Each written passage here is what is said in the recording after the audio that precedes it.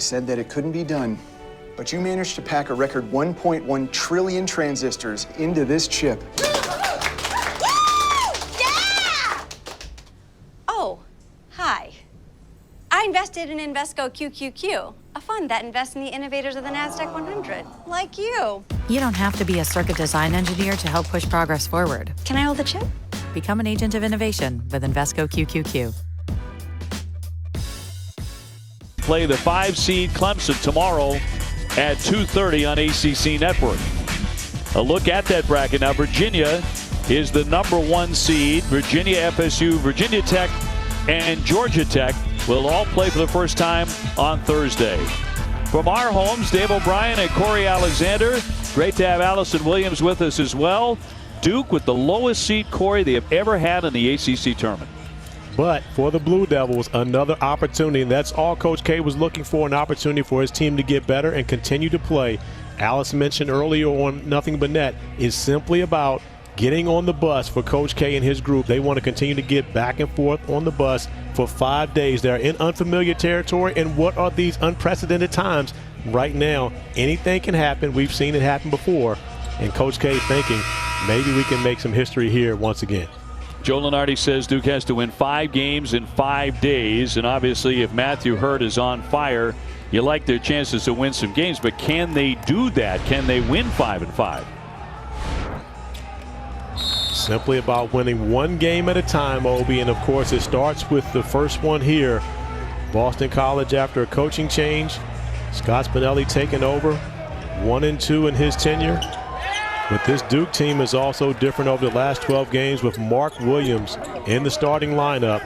They're a better defensive team, still not a great defensive team, but yet they start out the game with a turnover, which I'm sure Coach K not happy about. Look at his starting 5, Roach, Stewart, Hurt, Moore, and Williams. He's been raving about the play of Mark Williams, the 7-foot freshman. You look at Boston College. BC now under Scott Spinelli. Ashton Langford running the point. A couple of changes there. Karnick getting some playing time. A lot of changes for BC as a program, certainly. With Jim Christian being cut loose in the middle of February as Duke strikes right away. First bucket here by Williams. But different preparation for Scott Spinelli going up against Duke in this time compared to the game when they played on January 6th. Mark Williams was not a factor in that game for the Blue Devils. Wendell Moore went off with 25 points, which is a career high for him. But since that time, Mark Williams has really been the anchor both defensively and offensively for this Blue Devil team, going inside to him, opening up opportunities for his teammates. James Karnick going in strong. He's 6'9", the senior. Lehigh transfer, and very capable of having a pretty good game. He had 20 against Syracuse. Duke getting out to a quick start, no question about that. On the shot by DJ Stewart. But also what we're seeing is a 2-2-1 pressure from the Blue Devils. Once they make shots, they are setting up that full court pressure, trying to see if they can speed up Boston College and force some turnovers. Duke had won 4 consecutive games and really looked like, as Williams strikes again, that they were starting to pull things together right before this 3-game losing skid coming into the tournament. And Obi, one of the things when you look at the Blue Devils, and everyone is going to talk about 5 games in 5 days, can you make it happen? Of course, you've got to win the first one. But one of the things I think that will be important for Coach K throughout this game especially is to play a lot of guys and keep minutes down for as many people as he can and even it out, try to get guys at 20, 25 minutes.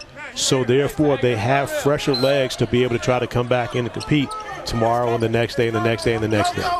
So Coach K hard at work on the officials right away. Brian Dorsey, Clarence Armstrong, and Jeff Pond, the crew here for game 2. Here's Felder on the attack going inside, and that's going to be an offensive foul. Wave off the basket on the charge. So no basket, and Duke with a 7-2 lead. When we talk about Coach Spinelli, Scott Spinelli, a Massachusetts native and a former Boston University player. He took over as the interim when Jim Christian was fired. BC immediately won a game. They're 1-2 since he became the interim head coach. Hurt with a touch. And the Eagles want to run. Jay Heath comes in averaging about 15 a game. Yeah, 28 against Florida State, and he's going to be the guy. If Boston College is going to have an opportunity to knock off the Blue Devils here in Greensboro, Jay Heath is going to have a big performance. But DJ Stewart off already knocking down 2 threes, getting off to a great start in his first ACC tournament game. Freshman out of Chicago. May be a good idea to put a body on him the way he is firing it out of the gate. Ashton Langford, formerly out of Providence College, he will draw the foul. His brother also in the lineup, DeMar Langford, his younger brother.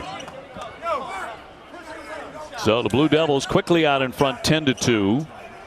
Boston College at 4-15, 2-11 in the ACC. And they have been heavily affected by COVID-19. They had 5 consecutive games postponed, 7 overall because of COVID. So this is only their 20th game. And that's been one of the disparities we've seen throughout many ACC teams this year. We watched Miami in game 1, who played 19 ACC games and was scheduled to play the 20th. Was called off at the last minute, but Miami and Virginia are the only 2 teams in the ACC this season to play everyone. These 2 teams met once on January the 6th, and it was a barn burner, 1-point game between the two. CJ Felder, who's putting pressure on Matthew Hurt, had a career night also, 24 points for him in that. Shot clock now down to 5. Swung to the wing in a traveling violation. Duke will give it back. The travel on Wendell Moore. So Duke with a 10-4 lead. Really interesting listening to Coach K talk about, the sentimentality of walking down to this court where Duke worked out yesterday before the tournament got underway. And you'd be sentimental too if you've had all the success that he's had on this floor. But all time, Mike, 65-23 in the ACC tournament with 15 titles. Big question is, how many games can this edition of the Duke Blue Devils win? Ashton Langford from way downtown, tipped up several times and controlled by the Eagles. And he's going to be on the line. That's going to be a violation and turn it right back over to Duke. But the difference between these 2 teams now is Boston College, with their 3rd turnover, they're shooting 25% from the field, while the Blue Devils are shooting 80% from the field early in this game. Duke with 2 turnovers on its own.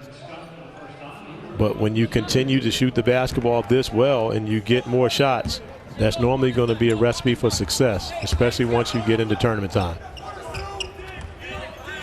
Can I tell you, by the way, how excited I am to see Allison Williams? I mean, under any circumstances, that's true. But we have not seen Allison since the tournament last year. As far as basketball is concerned, that's when we were all here and everybody's world changed. And the rest of the tournament was canceled, and eventually the NCAA tournament, of course. Stewart this time with a misfire, and rebound controlled by Karnick. I'm always excited to see Allison Williams. Of course, her smile lightens up the room, and also it's less work that I have to do because she does all the research. Well, when we come back, you're going to hear from Allison about Scott Spinelli's journey to BC. That's him at BU.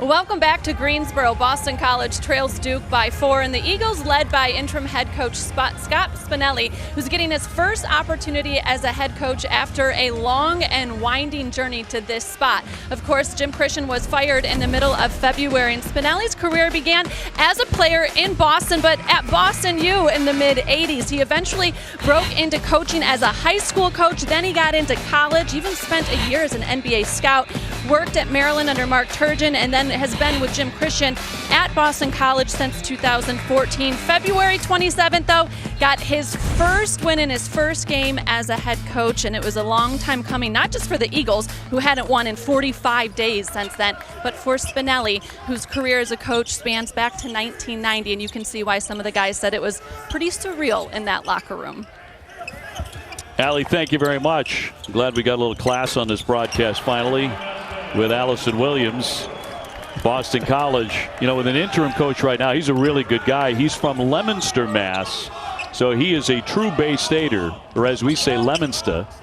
That's where he's from, and he is Boston all the way, man.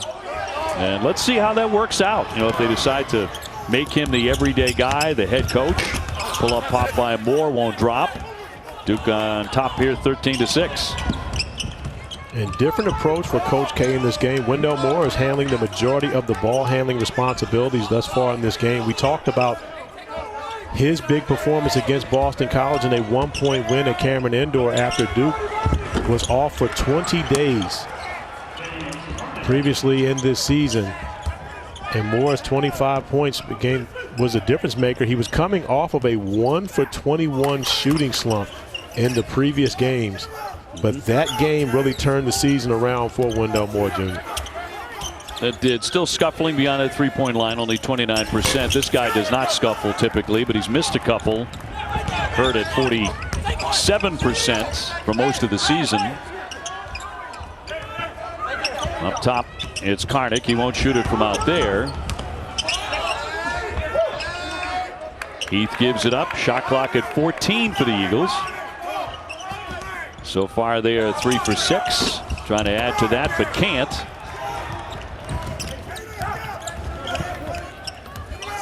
And here's Goldwire, certainly one of the premier defenders, not only in this conference, but any conference. Rebound tipped and controlled by Matthew Hurt, who's taken in 6 per game. Moore over the top. No finish there from Williams. And Mark Williams kind of rushed that one. Of course, could have come down and gone back up with the size advantage. Not many people on the Boston College lineup going to be able to contend with him, but Jay Heath answering at the other end of the floor, and just like that, it's a 3-point game. And this Boston College team, you would expect for them to have some confidence against the Blue Devils when you consider you go into their place and you almost get a win. Of course, almost only counts in hand grenades and horseshoes, but yet the 1-point loss, I'm sure the Eagles come in with some confidence against the Blue Devils. I'll tell you what, Jay Heath is very active on both ends of the floor. He just came away with a steal. Ashton Langford on the baseline and picked off. Wendell Moore with the steal.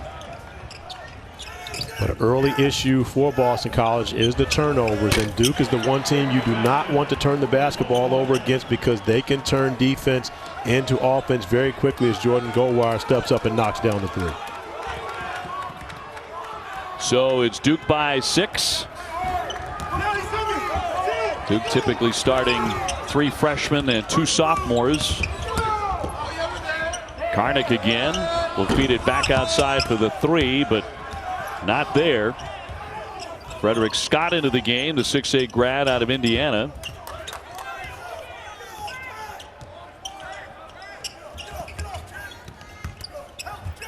Baker with the bounce. That's his game beyond a 3-point line. Steps inside it and drains it. And just textbook pump fake, 1 dribble pull up by Joey Baker, and you have to respect the shooter. So of course you go flying out trying to take away the 3-point line, running him off. Many coaches will agree that they want you to take tough 2s. That wasn't a tough 2 for Joey Baker. That was about as easy as it gets.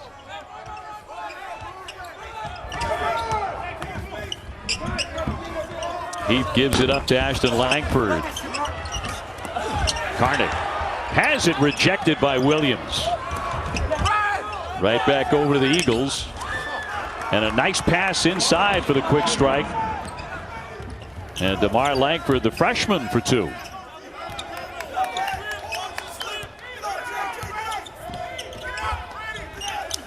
So Duke by 6. Williams sweeping into the lane and banks it in. And we'll act like Mark meant to do that, but you see the presence of him in the interior. The Blue Devils now have a post presence. They have someone they can throw the basketball inside to get, I'm not necessarily going to say easy buckets, but higher percentage shots. Mark Williams shooting a great percentage from the field, and not that they couldn't do that through Matthew Hurt, but Matthew Hurt was a different type of post player who normally used fadeaways to be able to beat defenders. Karnick's a big body, tangles up here with Hurt. And Duke with a 20-12 lead over BC. And the Blue Devils operating on all cylinders early offensively. Joey Baker, the pump fake, the one dribble pull up, textbook. And then Mark Williams going off glass early. We'll count it for the big fella.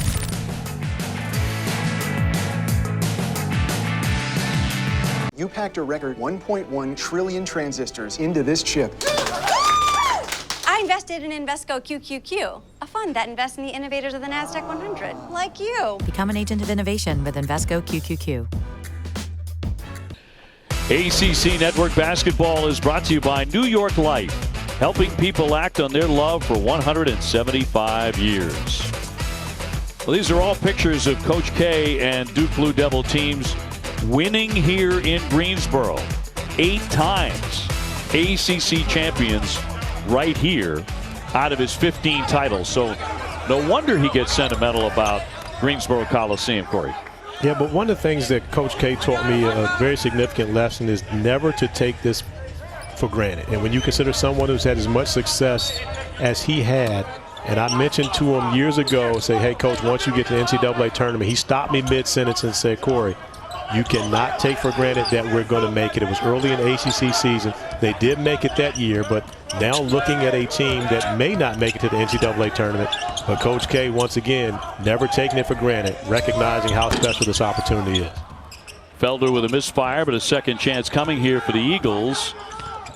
With Duke in front by 8 under 10 minutes to go, and that'll go against Boston College. And OB, Corey, Coach K said that when he came into the stadium yesterday, he felt nostalgia because of all the success and the memories here, and then also with what happened last year with not being able to play this tournament. And I think that's all made him appreciate the previous teams and success he's had even more, and he really believes it is an honor to be in this tournament. And you mentioned it, Corey, like so many times people want to look ahead this time of year to the NCAA tournament, and he won't ever allow his team to do that because these games mean too much to him. Allie, you got nostalgic about coming into this arena too, because it's been a little while. Yeah, it was weird. I never would have expected when we left here last year that it would be a full year until I covered college basketball again, and it has. And it definitely it makes you that much more thankful for this game and this job and the opportunity to cover these players. It was so nice just to connect with these guys again throughout the past week over Zooms, over the phone calls. It just made me realize how much I missed being a part of this league. Well, it's wonderful having you back. It really is. And, Coach K talked about this too. And that one swished in by Stewart's gotten off to a nice start here. That, you have to value your relationships, right? That's what he said. That's what he's telling his guys about how to handle this last year of the pandemic. Value your relationships and remember how important they are, those personal relationships to you. And Allison, of course, Coach K got a little more nostalgic once he saw you. We were on the Zoom yesterday. He just perks up when he sees Allison. I mean, he treats me like yesterday's garbage. It's just Corey again. He sees Allison. He perks up. I mean, a completely different guy on the Zoom at that point. I had to call Coach out and say, wait a minute, I didn't get this type of greeting. But, in normal fashion, he always has a good comeback for me. Well, he sees you quite frequently. So that can be part of it. I mean, I haven't seen Coach K in a year, so it was good to connect with him. And I love, too, what he said, guys. He said this year we just want to keep getting back on the bus because it's interesting. He's got his team still staying in Durham for this tournament. However long, they last here in Greensboro, they're not staying here. It felt like it was a safer environment to keep them in Durham, in the hotel where they've been staying throughout the season. So they're busing back and forth for each one of these games. Yeah, I think all players and coaches, they love that. I mean, that's how it really starts for you back in, high school, getting on the bus, right? Taking a trip and going up against your arch rivals. You do it, you get on the bus, you win the game, you come home on the bus. Duke on top here, 23-14, 8:43 to go in the first half. Been a strange and fascinating basketball season for Duke. Long jumper on the way, and that won't drop, and a foul underneath. But, Obi, one thing to notice, we got a shot at the Duke Blue Devil bench. Every member of the team standing up. And, again, this is not a team that is ready for their season to be finished. And, again, when they've been through the struggles, have been well documented. But this is a group that is together. They're trying to find a way to keep playing. And as Allison mentioned, get back on the bus. Well, that starts with just this one game. They'll worry about tomorrow if they're able to be that fortunate to make it. But right now, you can see everyone in the white uniform locked in and trying to come away with the win here this afternoon. Roach firing away from the corner, the freshman from Leesburg, Virginia. And we just had it up there on the graphic a moment ago. You know, Duke 4-1 in ACC first-round games, and that's a tiny number. It's only 5 games. It catches you by surprise. They don't play in the first round. Yeah, that goes back to first-round games from way back in the day. They're always getting a bye. That's exactly right. Let's do it off to a quick start. Yeah, 3 for 4 from beyond the three-point arc. DJ Stewart, who was all ACC rookie team, getting off to a hot start early, finding success from beyond the arc.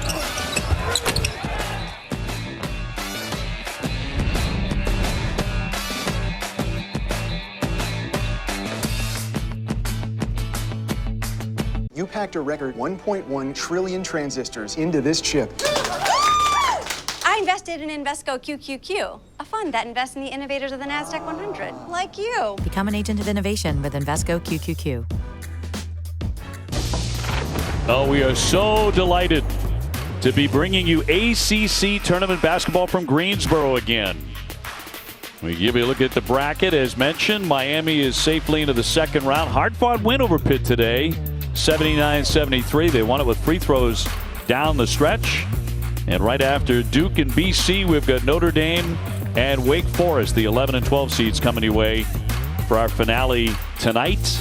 Round 2 tomorrow. And of course, Sean McDonough and Jay Billis and Dan Schulman will be bringing you the tournament along with Corey the rest of the way after today, and Allison Williams as well. Should be thoroughly entertaining and a great tournament. Wide open tournament, Corey. I agree. And when you consider coming into this tournament, you know, Virginia gets the #1 seed on the last day. Florida State falls at Notre Dame. But even more so, you look at, there were 10 guys who really were in the conversation for ACC Player of the Year this year. And that is what makes it so wide open, is because you don't necessarily have one dominant team nor one dominant player. So much parity within the ACC this year. I mean, you look at the Blue Devils as a 10 seed, but this is a team that can beat anyone in this ACC tournament, and they're looking to see if they can find a way to catch fire and move through and try to win 5 games in 5 days. It's never happened before in the ACC tournament, but one team has won 4 in 4 days, and it happened to be coached by the GOAT himself, Mike Krzyzewski, back in 2017.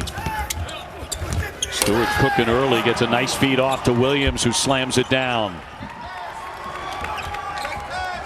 And right now you see the freshmen for the Blue Devils growing up. DJ Stewart, Mark Williams, Jeremy Roach. These guys now have a year of experience under their belt and recognizing how they have to play to be successful in college basketball.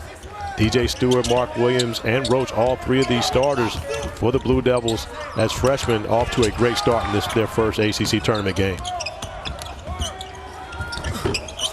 Kamari Williams getting inside, the 6'7" sophomore. He's the son of the former Maryland All-American Walt Williams. Yeah, he knows a little bit about the ACC tournament. His dad put on many times in the ACC tournament. Walt Williams, one of the best players I played against in the ACC as a freshman. I can remember him going for that stretch of 8 straight 30-point games. Of course, our Virginia Cavaliers happen to be 2 of those 30-point games. So you know the sting then, yes. Oh, what a tough shot by Ashton Langford. Somehow spun it up there, and then it got real close to a photographer. Yeah, nice recognition by Langford to know the shot blocker was coming, getting it high off the glass. Roach with the kick out. Duke on top, 29-18. BC already with 8 turnovers. Moore's going to drive it. Shot clock down to 6. And way downtown, Roach can't connect.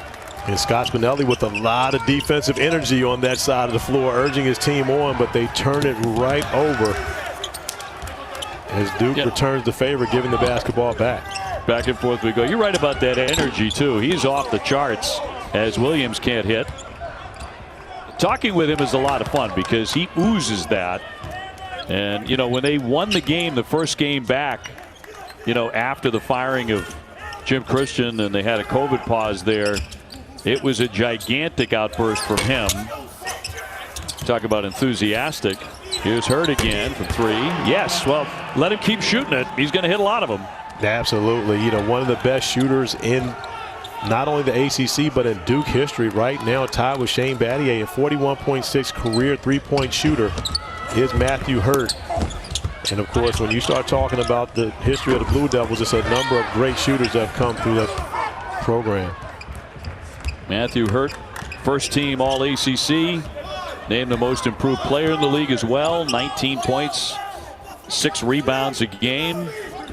Put on all that additional size, but 25 pounds, and it has paid off. And a tie up on that play. 32-18, Duke in charge. An offensive rebound, always the best time to shoot the 3, especially when you've got a guy lining up like Matthew Hurt, who knocks down his first 3 of the game. 6'9" sophomore from Rochester, Minnesota. Look at that improvement we're talking about. Obi. Yeah, no question. Yeah, it's Allison, impressive what he's been able to do from a year ago. It is, and you mentioned it. He put on weight, and that was a focus for him in the offseason. He got his weight up, and he got his shots up. He gained about 20 pounds, and he said he got about 1,000 shots off every single day. He did it when he was back home in Minnesota, and it was really a family affair. He had his dad out there chasing down balls for him. His brother Michael, who played at Minnesota, was doing drills. His sister, who's a junior in high school, joined him as well. Mom, everyone, he said, was involved. And he admitted that it really helped him get better spending time with his family. It was such a unique part of the offseason and all this COVID pause and everything, was players got to spend time with their family. And he said that was really a silver lining, and the improvements he's shown this year are a credit not just to his work, but his family's as well. You know, you put on all that size, and you got to eat a lot of calories to do that, and you're packing it on for a reason, you know, adding to the frame and the long ACC schedule. 1,000 shots a day, Corey, isn't that going to start taking that off too? Well, it will definitely take it off, but when you're building muscle, you need the cardio as well. But here's my problem. If I'm Matthew Hurt's father, and again, of course, you want to help your son in any way you possibly can, I'm not chasing rebounds. Part of your cardiovascular conditioning is you miss a shot, you chase it. I'm not going to be the guy getting in shape if you miss. You're going to do that on your own. That's one of my rules. Corey Alexander Basketball School, I do not rebound for anybody. You miss it, you go get it. Traveling violation here. I don't think he missed a lot. Duke on top. 35-21 over Boston College here in round 1.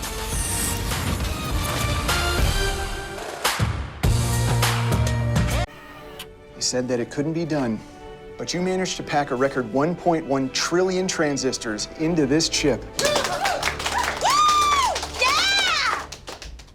Oh, hi. I invested in Invesco QQQ, a fund that invests in the innovators of the NASDAQ 100, like you. You don't have to be a circuit design engineer to help push progress forward. Can I hold the chip? Become an agent of innovation with Invesco QQQ. ACC Network Basketball is brought to you by Zaxby's. Hand-breaded chicken and fresh ingredients made to order only at Zaxby's. How about some of these facial expressions from the interim head coach for BC, Scott Spinelli? This is our favorite. That's the leader of the clubhouse. It's been a long road for him. You know, a lot of stops. Shout out to our camera group for getting those. That is excellent stuff. And you look at all the stops for Spinelli, as you mentioned, the long list. Long time coming to get an opportunity to be, you know, an interim head coach. We'll see where it takes him from here. Got to spend a lot of time with Mark Turgeon as well. That's good news for him. Getting to learn alongside an outstanding head coach. Duke on top, 34-21. You know, Boston College going to the zone. But with the way Duke can shoot the basketball, especially that guy, you've got to identify. Oh, okay, DJ Stewart, who's doing his damage from beyond the arc early in this game, now getting intimate with the rim. Yeah, above it. They're not locating him very well, Corey. No, they are not. And again, when you have to pay so much attention to Matthew Hurt, you often don't have the ability to be able to find the other lethal scorers, and right now DJ Stewart off to a great start in his first ACC tournament game. Well, Scott with a jump shot. A 6'8" graduate. He's only played 6 games this season, but he's a guy who can shoot the threes. A transfer from Rider. And Scott showing a nice touch early, already knocked down a 3 and then stepping into the mid-range, but 2 buckets for him in this game. But when you're getting him that close to the rim, Mark Williams is always going to have success. 5 for 6 for him as he continues to shoot a great percentage. 11 points already for Mark here in the first half. In his last 4 games, averaging 16 points and 7 rebounds. Coach K will take that any day from the big man, the 7-foot freshman. James Karnick again, getting a lot of touches. Nifty pass and a foul on the play, as Williams will be headed to the line. Kamari Williams to shoot. Williams on the other end, Mark Williams. And a great find by Joey Baker, getting in and more importantly, avoiding the defenders, not turning it over, but putting it right where his teammate can get it and finish it off. Mark Williams with the finish. And Mark Williams really has been a great story this year for the Blue Devils. Once he stepped into the lineup, they were able to improve defensively as well as offensively. The 16 points per game, 76% from the field, and the 28 minutes for him over the last 4 games. But he's really become, you know, an important factor to what they're able to do, especially on the defensive end of the floor. A foul here. They're going to get Matthew Hurt for the personal in the scrum. You know, Coach K was talking yesterday about Mark Williams, and he said he's not going to be just a good player. He's going to be a terrific player. I mean, really, really good. Well, one of the things, you know, I would expect for Mark to be back next year. I know his parents, his family values education. Now, again, I can't say that he'll be here for 4 years, but yet when you look at his sister Elizabeth and what she was able to do at Duke, Mark's still chasing Big Sis's shadow. Yeah, that's going to be for a while, I think. Absolutely, but I would like to see him stick around one more year. And, you know, we talk about this Duke team, and we mentioned it a little bit with Coach K yesterday, and of course he didn't want to talk about next year. He's focused on bringing the energy to this group. But, you know, everyone talks about how much the ACC needs for Duke and North Carolina to be successful. Well, if the right guys stay in this program, Duke is not only going to be successful, they'll be really good next year. Allison? Well, you guys mentioned Mark's sister, Elizabeth. She was quite the player at Duke. Freshman of the year in 2012, Defensive Player of the Year in 2015, and a 4-time first-team All-ACC member. She's now with the Atlanta Dream.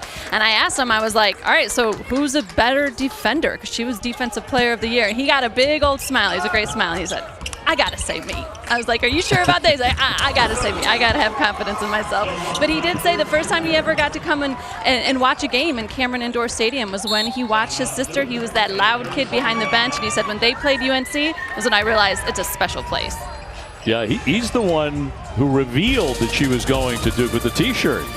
So he's been in on it all the way. 38-25. You packed a record 1.1 trillion transistors into this chip. I invested in Invesco QQQ, a fund that invests in the innovators of the NASDAQ 100, like you. Become an agent of innovation with Invesco QQQ. Mark Williams has been spectacular in his first ACC tournament action, going over the left shoulder, right-hand jump hook, and then the ability to finish at the rim off of great passes from his teammates, taking matters into his own hands often at times, but giving Duke a post presence that they missed early in this season. But I've got to go back to Allison Williams.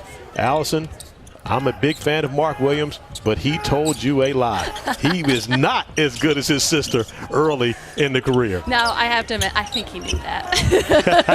If you would have seen his smile, I think he just could not quite go there and give her the nod, but he knew it.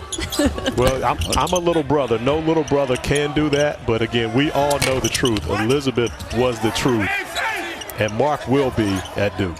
No, great family.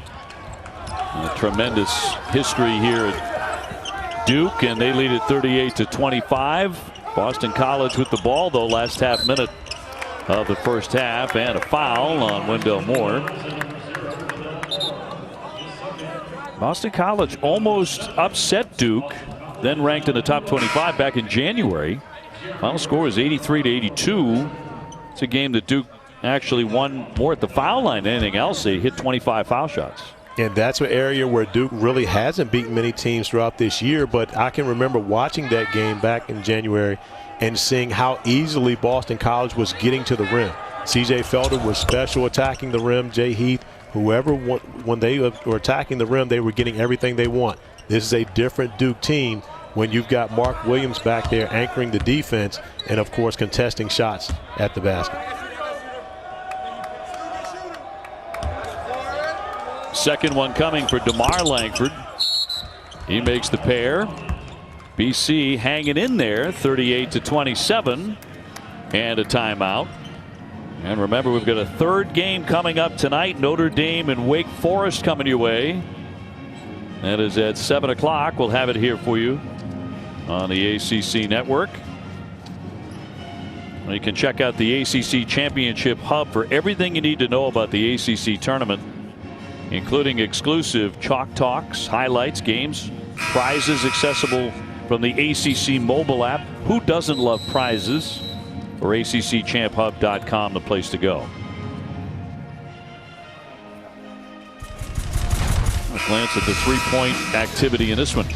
And for the Blue Devils, 7 for 16 in the first half from beyond the arc. Everyone getting involved in the action. DJ Stewart knocking down 3 threes. Jeremy Roach has one. Goldwire has one. Of course, Matthew Hurt getting involved in the mix as one of the best shooters in the ACC. So the numbers for Duke from beyond the arc have been the difference in this game thus far. Hurt on the bench for the last half minute of play and trying to get inside Ashton Langford. He'll commit the foul. 6'3" junior. He is a native of Massachusetts, out of Worcester, Mass.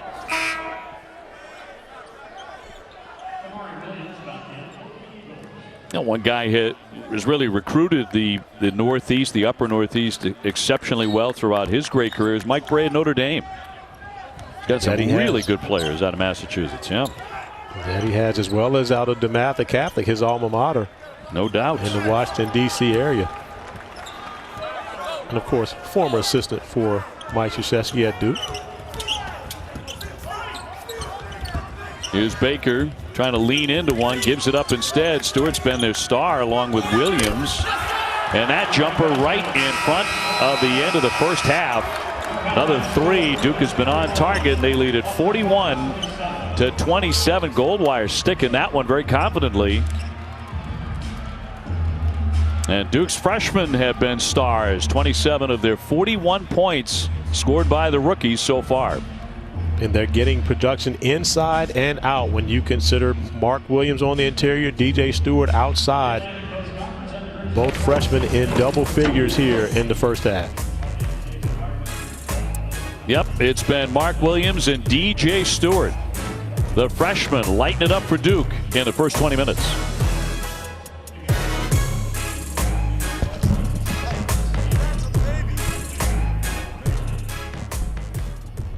The Champ Week is the New York Life ACC Tournament. First round action, 15 seed Boston College, the 10 seed, the Duke Blue Devils, the Duke freshmen certainly lighting it up, combining for 27 points in the first half. Stewart with 13, Williams with 11, and they were the bright stars leading Duke to this first half advantage against BC. They both got off to very quick starts and just kept on rolling. And break 41-27 with the lead. Allison Williams with more on the Duke Blue Devils. Hey there, Obi. Duke really pleased with the job they've done offensively, driving and kicking. They're making that extra pass, which has allowed them to shoot such a high percentage from three. Assistant coach Chris Caraway said they have to continue to play hard at both ends of the court. Really pleased with the defensive effort. And he wants to make sure they stay locked in on Jay Heath. Held him to just 4 points in that first half. That will be key. He said we have to keep playing hard because BC is not going to give up. Well, Corey, you certainly don't expect them to quit on it, but Duke's getting such contributions from the youngsters.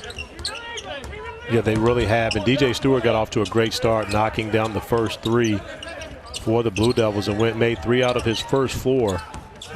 But their three-point shooting has been special in this game. And now as you see Stewart trying to attack the rim, Boston College got to find a way to stay with guys and keep them in front, because Mark Williams has been able to benefit off of a number of nice drive and drop-offs to the big fella. BC leaving it behind and on the drive. Oh, tough fall there by Wendell Moore as he took the hit. And the 6'5" sophomore from Charlotte able to get up very quickly, and that's a nice sign. Well, the problem is here is, of course, he's going off 1 foot. You go off 1 foot and you get contact, there's going to be a tough fall. But nothing dirty on that play, just going up, both hands trying to contest the shot. And when you look at that play, although Mark Williams was ahead of Wendell Moore, you don't necessarily want to give the basketball to the big fella and have him have to make a play.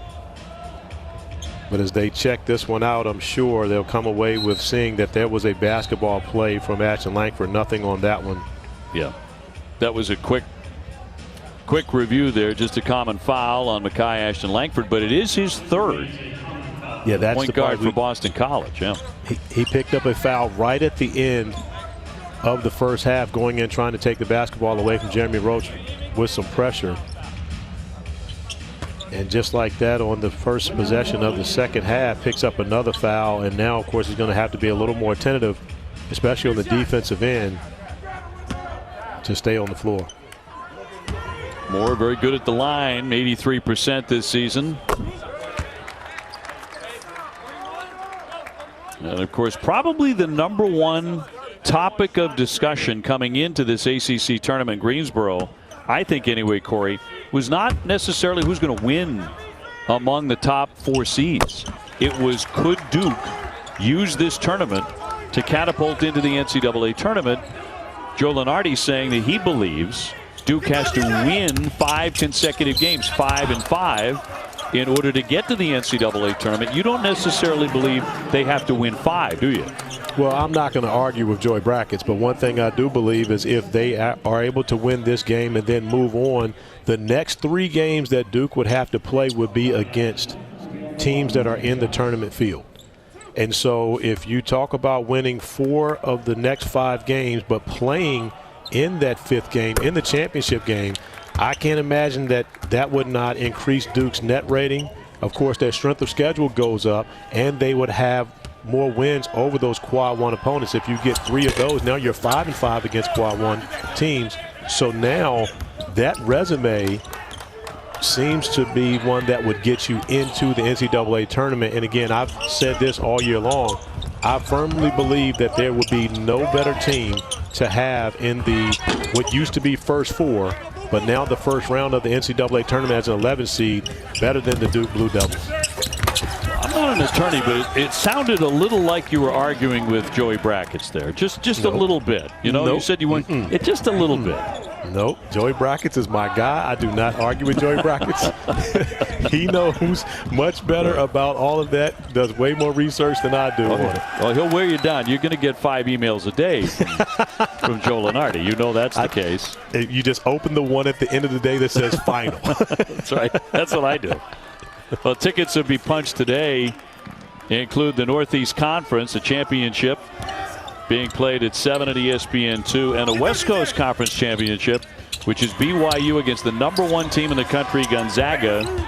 That's also coming up later on tonight. So a lot of tickets being punched. The Horizon, the Summit League, among others. Great time of the year.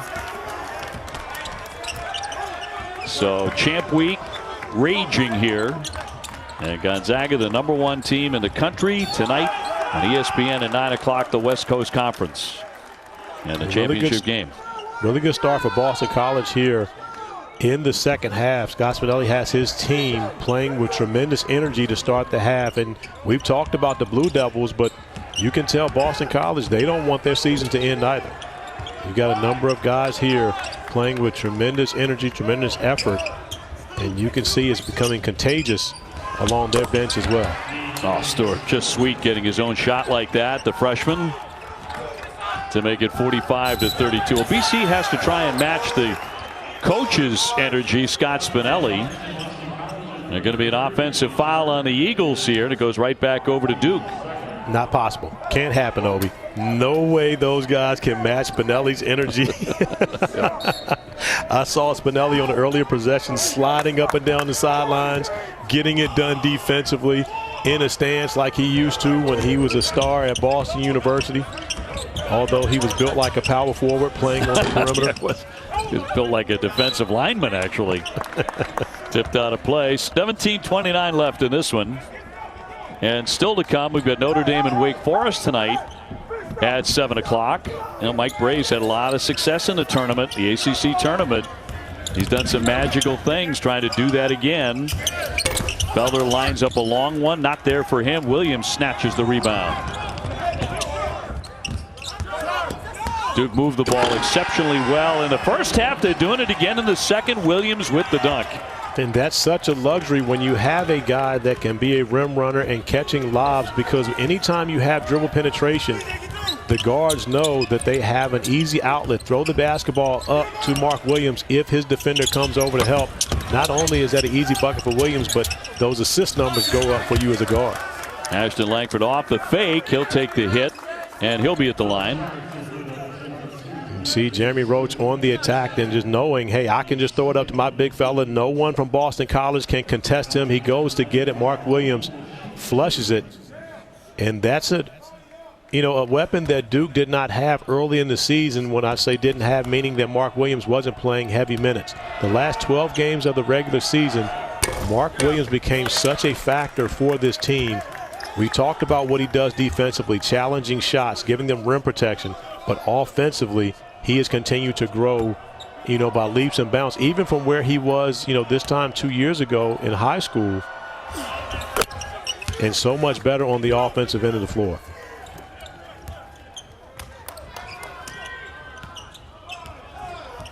So more to walk it up here for the Blue Devils, going after their 12th win of the season. 11-11 coming in. 10 seed, the lowest they've ever been. Shot clock down to 11. Hurt off the fake. Keeps on driving it. And a foul will put him at the line with 16:25 to go here. And that's really the maturation of Matthew Hurt. That's a play a year ago. He would have taken every opportunity that he had to shoot the three. But recognizing that the defense is going to come flying at him because he is such a great three-point shooter, just a simple pump fake and attacking the basket, getting to the free throw line. And you and Allison talked about adding 25 pounds to his frame over the summer. He is much more prepared to take those hits, take that contact now than he was a year ago. Drops that one in. Duke leading at 49-34. He had a great game near the end of the regular season in a game Duke would eventually lose in overtime to Louisville. But he had 37 points in that contest. Absolutely cooking. Pull-up pop short off the front of that iron.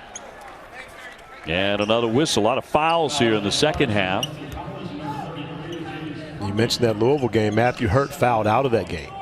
And again, that was a game that was hanging in the balance, possession by possession at the end. Matthew Hurt fouls out. Carlik Jones makes a number of big plays for Louisville. Louisville gets the win, in Cameron.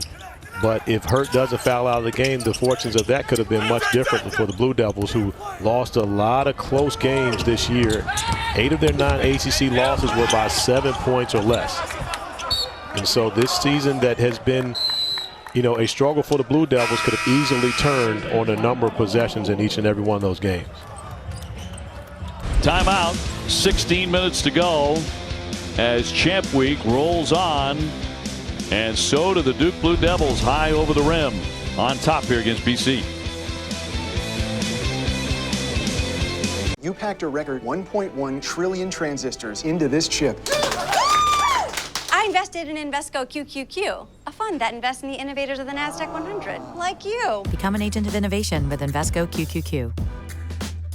BC is proud to recognize the career of Duke Vice President and Director of Athletics Kevin White, who will retire in August from the post that he has held since May of 2008.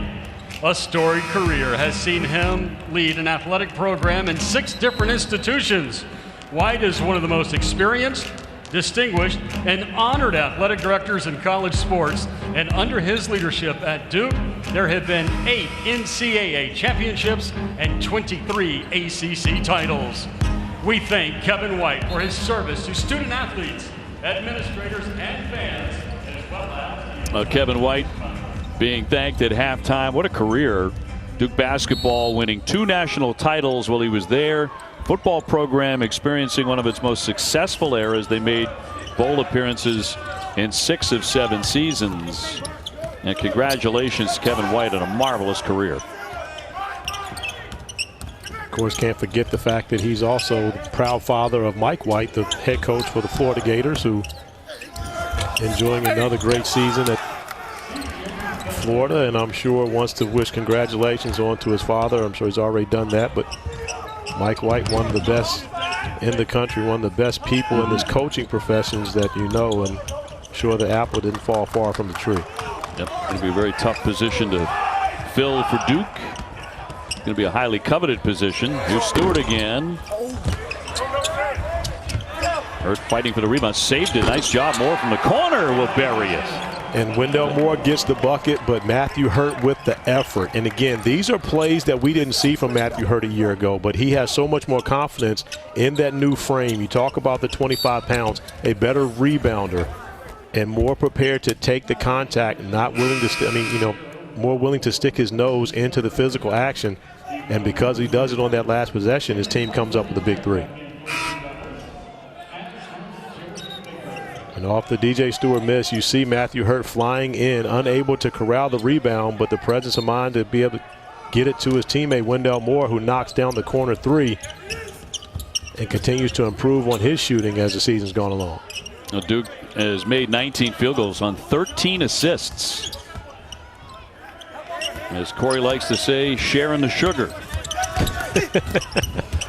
Corey likes to say it, but Corey didn't come up with it. That's all you. Coleman with the block there, 52-36, so very nice defense. And the Irish are in the house. Notre Dame, number 11 seed, about to take on the 14 seed Wake Forest. That's coming up next right here on the ACC Network. Couple players right there. Ryan Humphrey, who was a big-time player for Mike Brand, the Irish. Nikola Jogo right behind him, who had a great senior day, where the Irish were able to knock off Florida State. Big win there. Yeah, 83-73 on Saturday. You had that game, Corey, and Wake Forest will come in with a 7-game losing streak. Been a very tough year for Coach Forbes and Wake. Brighter days ahead. Baker tried to keep it alive by tipping that, and they will have it.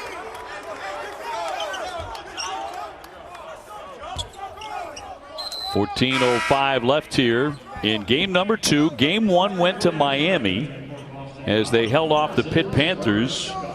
Made a lot of foul shots down the stretch, made a lot of big plays down the stretch, and what was a close game most of the day. And so Miami and Jim Larrañaga moving on to round 2 to take on Clemson, the 5 seed, tomorrow at 2:30.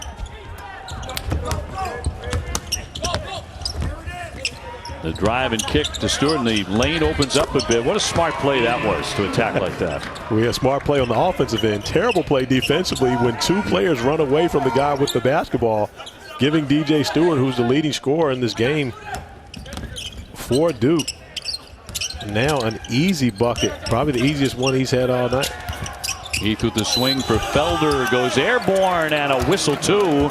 He'll go to the line. C.J. Felder with his biggest moment of this one. And great ball movement by Boston College. C.J. Felder, only his 2nd field goal of the game. But as you see the kick out, you watch 2 Boston College defenders leave DJ Stewart, who gets into an easy one. Joey Baker attracting the attention in the corner and taking the attention away from Stewart, who's been on fire here all afternoon. 3 fouls for Hurt. So he's got a lengthy sit coming. But it'll be one of the things that we've seen in this game, and Matthew Hurt, not that he hasn't played well, he just hasn't had big scoring numbers. but it's been the other guys who have stepped up. Mark Williams, DJ Stewart have had very good offensive games. Well, on the flip side of that, Duke has done a good job defensively on the stars for Boston College in Jay Heath as well as CJ Felder, but no one else for the Eagles has really been able to step up and have that type of production, which is the reason why Duke holds a 16-point lead.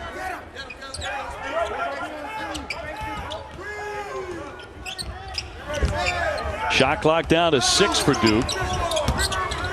Stewart wants to negotiate. Gave it up for the Goldwire jumper, and he's able to bury it. And Duke has gotten production from so many different players in this game. Coach K has played 10 different players, and everyone getting involved in the action, both defensively and offensively. Jordan Goldwire with 3 3-point field goals already in this one. And now BC is in that serious danger zone, aren't they? 57-38 Duke. They have really lengthened out the lead here, approaching the 12-minute mark. Goldwire looking inside. Williams really commanding the ball. Really wants it there. Goldwire open for 3. Absolutely swishes that one home. And a timeout, I should say so. Duke now 60-38 on Boston College. But such a patient possession for the Blue Devils. Jordan Goldwire doesn't force the shot. On the first possession, he knocks down the corner 3 at the end of the shot clock. And then the post feed, getting it back from the big fella. Goldwire back-to-back threes as the Blue Devils lengthen the lead to 22.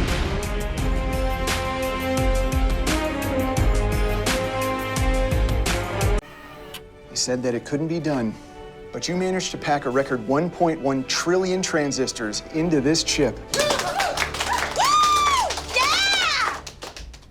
Oh, hi. I invested in Invesco QQQ, a fund that invests in the innovators of the NASDAQ 100, like you. You don't have to be a circuit design engineer to help push progress forward. Can I hold the chip? Become an agent of innovation with Invesco QQQ.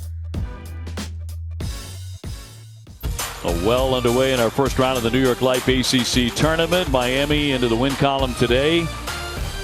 Duke certainly looks like they're headed that way right now, and we've got Notre Dame and Wake Forest still to come at 7 o'clock here on the ACC Network. Round 2 tomorrow at noon. Corey's back to work. Is that you and Sean McDonough at noon tomorrow? That will be me and S. McDonough. Of course, I have taken all of my favorite analysts, especially those coming from Syracuse. They all have hip-hop names. You, of course, the notorious D.O.B. Right. Which I'll never live down. Yeah. I'm sorry, did I call you an analyst? I did call me an analyst, but oh, yeah, I'll take play-by-play. Way wrong on that. I can do it all, believe me. Yeah, this is true. You can. I heard you do it all on Saturday. Yeah. You went solo. I did hear that. Unfortunately, I did. Yeah. We lost Dan Dockich for a little while. You know, COVID-19, it happens. You know, in this day and age. You've done it. You know, I've gone away in games where you've had to do the play-by-play. So yeah, you did it better solo than I did. I was waiting for you to get back. No, I wasn't waiting for Dockich to get back, by the way, when you were doing it solo. I will look forward to hearing you and Shawnee Mack coming at noon tomorrow in the day games. Of course, Jay Billis and Dan Schulman will have the night sessions as well throughout the tournament, and should be a great run. Really looking forward to just sitting back and being a fan. It's going to be fun. I believe we're going to have a fun week in Greensboro, and going to be interesting to see who walks away with the championship as Henry Coleman gets involved in the action. The finish or the flush for the young fella out of Richmond, Virginia. The freshman. It's been a day where the freshmen, of course, Duke has so many anyway, but they have been the brightest stars for the Blue Devils here against BC.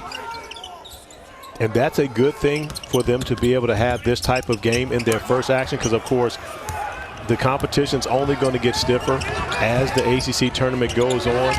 But when you have your first game allows you to come out and play well, you're able to build that confidence. And right now, Duke playing with tremendous confidence, up 22 over Boston College. Well, Duke is closing in on a victory here in round 1 and showing off some emotion. They've got a healthy lead here against BC.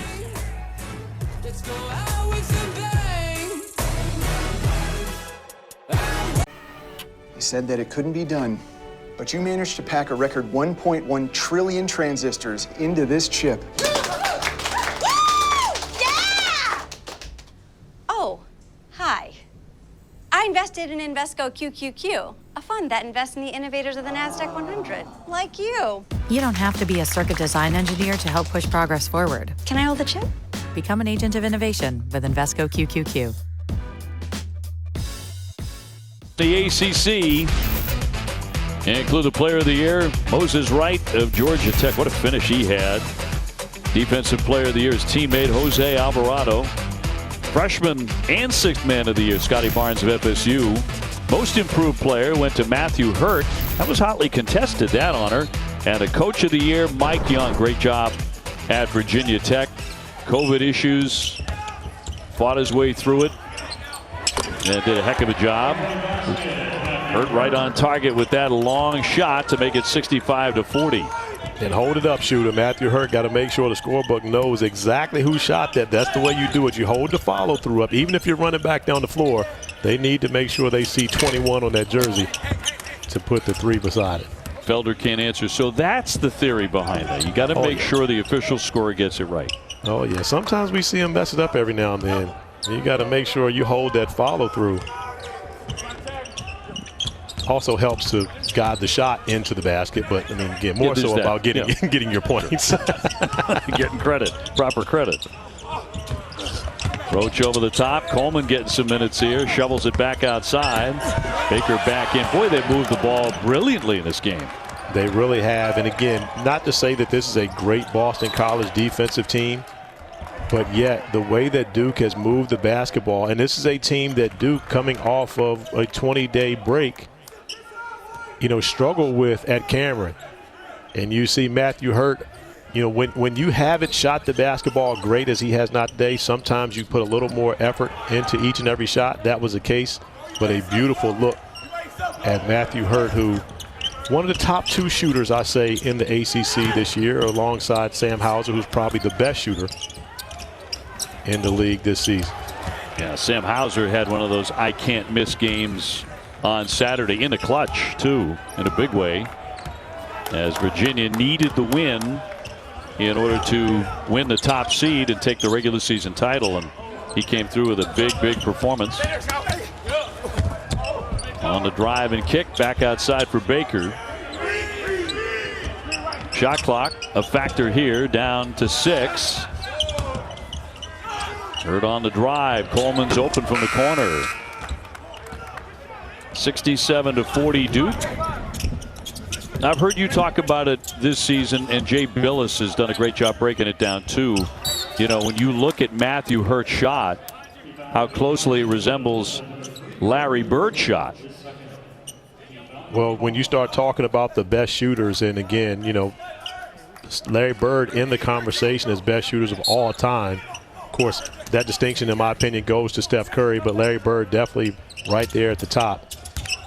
With the high release that both of them have, allows them to be able to shoot over defenders, especially guys trying to close out to them, but yet not changing their shot any whatsoever.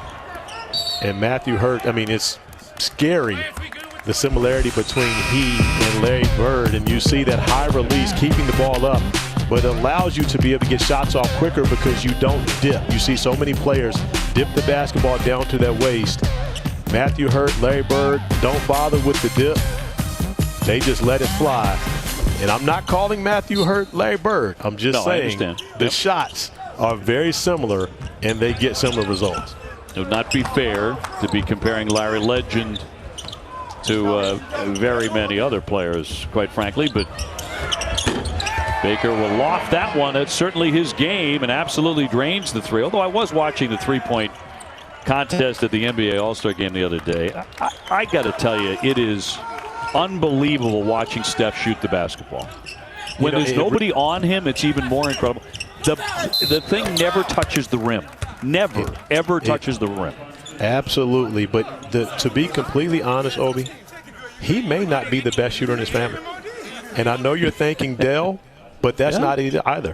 Seth may be the best shooter in the family. And Seth Curry, so? well, I will tell you this. Dell and I were having a conversation when Seth was transferring, and he was leaving Liberty, and I was talking to him about where he was going to end up going, this, that, and another. He ends up coming to Duke, has a very good career for the Blue Devils. But Dell in that conversation told me that he thought that Seth as a catch-and-shoot guy was better than Steph. Now, Steph is better off the dribble, and Dell was a great catch-and-shoot. What Steph does off the dribble is different than, anyone other than probably Chris Jackson, Mahmoud Abdul-Rauf in history. But when you think about just catch and shoot, it may be Seth. And Seth's career three-point percentage in the NBA is actually higher than Steph's is. So the numbers support it. I would not have guessed that. I would not have believed that until you said that. Rebounded away here by Hurt. But it was just magnificent watching him shoot the ball. I mean, I've never seen anybody quite that good. I mean, every great shooter is going to once in a while nick the rim. Everything was tearing the nets, and you're like, it's so true. And what a great player. Oh, no question about it. And again, Steph also has to take more difficult shots than does Steph. Because all defensive eyes are on him when he's the #1 target for the Golden State Warriors. Seth gets to benefit from being, playing off of other guys. But to say the least, great shooting family. Yes, I was a huge fan of Dell's growing up, too. I thought, boy, he was the epitome of a classy player. I just loved watching him play. He was as smooth as snow down a bamboo leaf watching him play. Well, it's been a lot of three-point shooting talk for good reason, because the Blue Devils are pouring it on here in the Greensboro Coliseum, knocking down 3 after 3.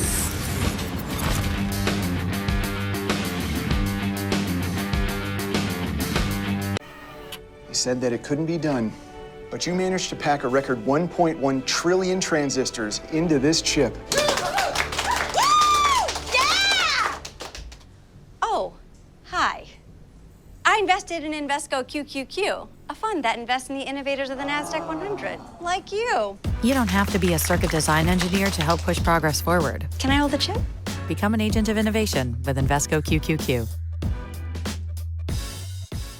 Here in Greensboro between Duke and BC, and Boston College's Makai Ashton Langford returning from the locker room with what the team said is stomach issues, but he has checked back into the game, so he'll be back out on the court, and he'll be there with his brother, DeMar Langford Jr. Now, this is actually the first time the two have really played on an organized basketball team together. They're just a few years apart in age, but Makai went away to prep school to play basketball. His brother stayed home to play in high school, and Makai said that when he found out that his brother would have the opportunity to join him at BC, he was beyond thrilled. It's been the best part about this year is the two brothers being able to bond on the court.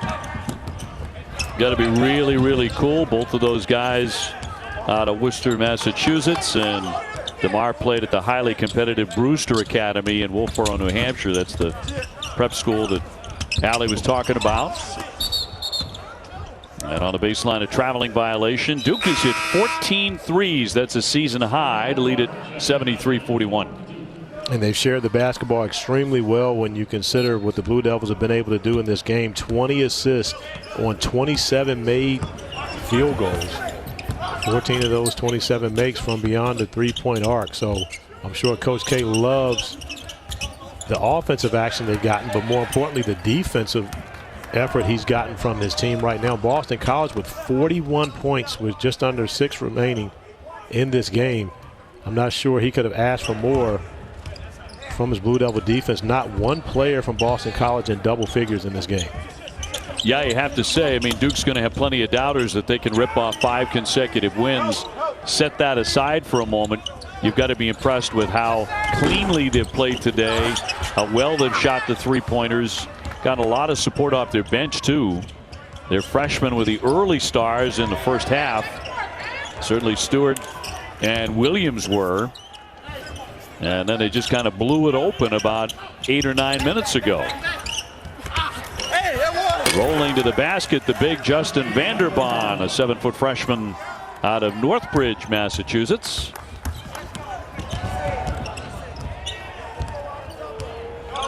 Stewart still leading the way with 17. Williams with 13 for Duke. But the one thing that you like about this effort, and we mentioned it early in the game, for the Blue Devils, they're getting a lot of guys playing time. 10 players have played so far for Duke. And more importantly, if you keep the minutes 30 and under for everyone, that should allow you an opportunity to be able to come in much fresher in tomorrow's game, where they're going to have a much tougher task going up against the Louisville Cardinals.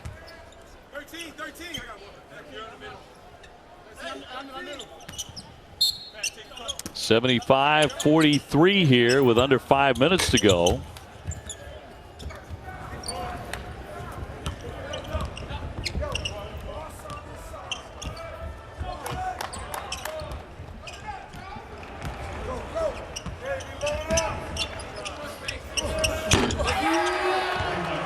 And just keep on raining three-pointers. They can't miss from out there. Already a season high for Duke. 15 triples.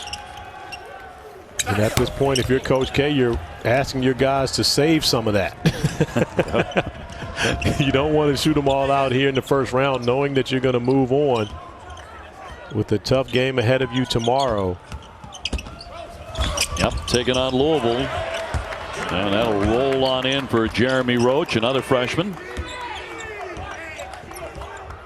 And another McDonald's High School All-American for Coach K, who is about to win his 66th game in the ACC tournament and improved to 66 and 23 all time. ACC Network Basketball is brought to you by New York Life, helping people act on their love for 175 years.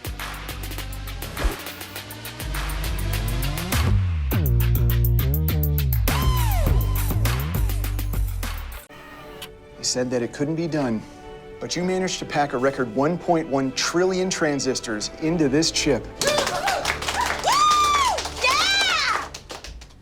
Oh, hi. I invested in Invesco QQQ, a fund that invests in the innovators of the NASDAQ 100, like you. You don't have to be a circuit design engineer to help push progress forward. Can I hold the chip? Become an agent of innovation with Invesco QQQ. A Thursday morning, 10 a.m. right here on ACC Network. Exclusive coverage of the Clemson Pro Day from the indoor practice facility, which is amazing. All draft eligible Tigers get to showcase their skills for NFL scouts. Remember, Trevor Lawrence already had his Pro Day workout February 12. Will not be participating. He's going to do just fine at the next level. I believe Trevor Lawrence did his Pro Day before he had surgery, correct? Correct. On his non-throwing shoulder. I've been inside that practice facility and watched him work up close. Of course, they've got tremendous wide receivers, but watching him throw these fade patterns in the corner of the end zone, which required the receivers, 3 or 4 of them, to dive and make the catch while dragging, a foot, making sure they're in bounds, practicing that. He did like 14 in a row. And every one of them was perfect. I couldn't believe it watching him do that. He's pretty good. Yeah, I agree that he's definitely pretty good. And, I'm also pretty certain that he will be the #1 pick headed to the Jacksonville Jaguars. But will they go off also after Alex Smith to be a mentor? Yeah. Urban Meyer's history with Alex Smith, of course, we know their history. Right. Coaching him at Utah, I think that would be a perfect mentor for Trevor Lawrence. Mobile quarterback. Look at me going off football knowledge on you. I know you know your football, but I'm sitting there going, wow. I know a couple things. And my guy just got paid, by the way. Dak just got paid, yeah. Yes, he certainly did. 80-47. And there's our guy. How about this? Yeah, a couple of changes here for Duke, and Mike Savarino, who's Coach K's grandson, getting into his second game of the season. And according to available research by the Duke Blue Devils athletic staff, Coach K is the only coach to have his grandson playing for him in Division I basketball. So yet another first from Mike Krzyzewski. Incredible. That list goes on and on of the firsts for Coach K. But this is one very close to his heart, no question about it. His grandson, 6 feet, 185. And a sophomore. And I think it's pretty clear that Coach K is still focused on the games, but the family is here to watch. And Mickey taking pictures, of course. Yes. Making sure. Gets her grandson out there on the court. That's pretty cool. That's very cool. That is very cool. Now BC going to their bench as well here down the stretch, so Duke can get ready for another showdown with Louisville. And the last time they met, it was at Cameron Indoor, and the game went overtime near the end of the regular season, and Louisville prevailed. Carly Jones was the man in that one. He had 25 points, so we look forward to the rematch. Look at the bench for Duke, as pumped up as it gets. Keenan Worthington getting in there. And the bench is resounding all over the building, for these guys who never get a chance to play. We mentioned earlier today that everyone on the Duke roster was standing up on the sideline. And I'm not sure if they've sat down the entire game. They've been standing up, cheering on their teammates the entire time. And the starters and the guys who are normally in the rotation continuing to do the same for the guys who don't get as many minutes, as Patrick Tape is able to finish off the dunk on the interior. And you can see this is the time that you really cherish. The fact when everyone gets to be involved in the action, guys who come to practice on a daily basis but don't see the benefit of it in playing games, and now getting to cheer for them, and you see the reaction from the bench after the basket. And of course, Jordan Goldwire, DJ Stewart, Joey Becker, these guys are having a ball. Yeah, you would have thought that DJ Stewart just nailed the game-winning shot at the buzzer to win a national championship, That's pretty cool. That is definitely very cool. And again, that just speaks to the culture of this program. Again, we know that it hasn't been the normal Duke year. It hasn't been the normal year, period. Let's talk about that. But, knowing that the struggles that the Blue Devils have had this year, but you still see the culture shining through. And that's one of the things that Coach K's talked to us about all season long, that his program was not built on all successes. There were a lot of failures that led to those successes in coming back, and this is another one of those years that he feels as though will be the failure that leads to more success.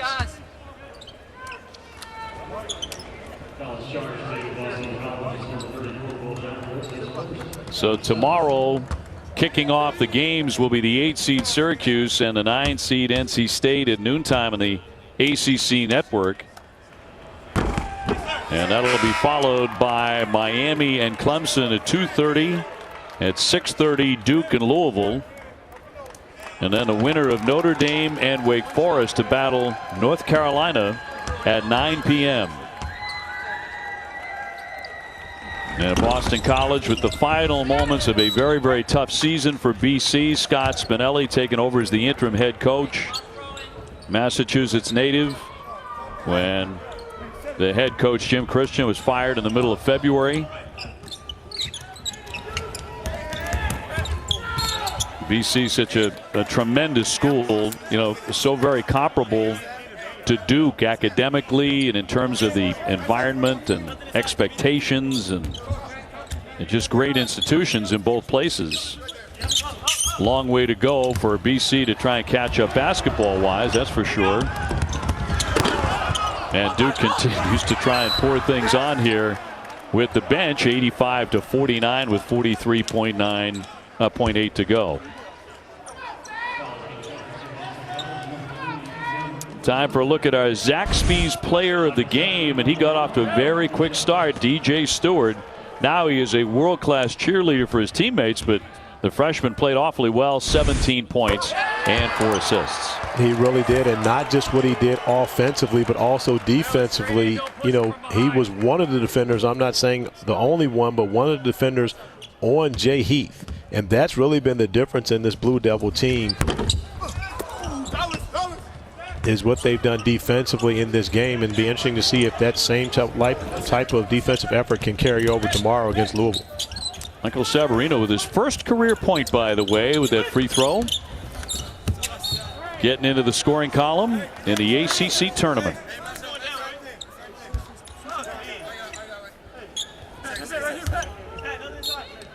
So a half minute to play. Duke in a blowout. That was anticipated that they would play very well here against BC, and now trying to make it 5 wins in 5 days, according to Joe Lunardi. That's what they have to do to get to the NCAA tournament. That is quite a mountain to climb, but they have, taken that first big step. Got to win the first one. And as Allison mentioned earlier, Duke is not staying in Greensboro, so it will be the bus back to Durham. 55-minute drive to stay back into what has been their bubble all season long, to do it all over once again tomorrow. Coach K saying that, hey, he knew that they were going to get the right food. He knew they were going to get the right treatment. And they were comfortable with where they were staying. So they would gladly make this ride each and every game. And the more rides they make, the better chances they have of keeping their season alive. Final seconds here in Greensboro of our second game of the day. All Duke Blue Devils. They win this one resoundingly by a final score of 86-51 over Boston College. Duke now 1 game over 500 at 12-11. The season over for Scott Spinelli and the Eagles. Duke making 15 threes, a season high. And there were long stretches, Corey, they could not miss. And you're hoping that the Blue Devils, for the sake of the fans and this staff, save some for tomorrow. They shot lights out here in Greensboro Coliseum. Of course, the Blue Devils no stranger to playing in this building. You see, they move on to face the Louisville Cardinals tomorrow at 6:30 Eastern time here on the ACC Network. Corey, don't go anywhere. You and I have one more to go. We've got the 11 seed Notre Dame against number 14 seed Wake Forest. That's coming up around 7 p.m. here on the ACC Network. Duke rocks and rolls and nails the threes, and they run away from Boston College here in our second game of the day. Notre Dame and Wake Forest on the way next. For Corey Alexander, I'm Dave O'Brien. Thanks so much for joining us. Please return for the finale here on day number 1 in the ACC tournament.